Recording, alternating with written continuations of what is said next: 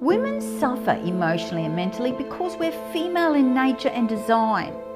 We're often told we're crazy by a man before we're even 21 years old, just because we're not understood.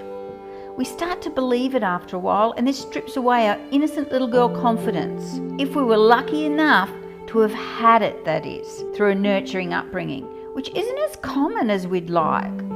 So we go to psychologists, counsellors, life coaches for help. And for a while these things do help us, and to some degree we can get relief. But some processes are just dredging up our insecurities and not healing anything. So in circles we go. When these things don't last, we take it personally and we start to think we really must be crazy after all. Everything doesn't work on us. We think it must be me. We add this failing onto our already long list of things we think are not good enough about us. Could it be that being female, our brain makes us not just see things differently, but feel things differently? Could our female brain internally process our thoughts in such a unique way that the entire personal development and psychology industries have missed?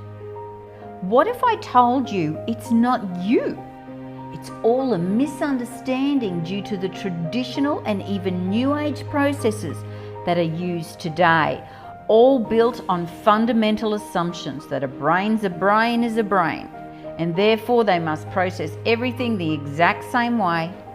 For centuries we've been teaching and using a one-size approach that was initially designed by men.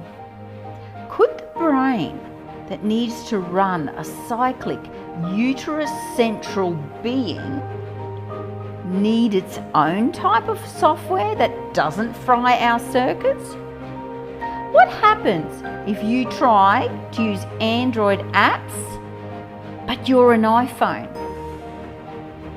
Well, one lady hypothesized this and went back in history to the times when psychology was first discovered to see what they could have missed. In doing so, she redesigned a psychological method to help women move forward based on what she was able to uncover from her intense 13,000 plus hours of research. Initial testing proved her hypotheses right. She tried the process on males and it didn't work. Yet for women, it was causing an irreversible transformation. Her process, unlike psychology, meant she needed to know little history about a client or patient, except to know how they were still being affected from it now. The client is taken on a journey. Her eyes are closed so that she can focus, and it's here she's guided through a story where she's so disconnected from any traumas, she's not even in the story. She goes on a voyage to solve problems for others experiencing a similar nature to hers. Strangely, when she opens her eyes, the wisdom or life lessons, if you will, gained by the story's unique and specific characters, whom only she could have created, have transferred to be what she herself now knows without an ounce of doubt. She's transformed her beliefs, values, thoughts, all in one experience, one session.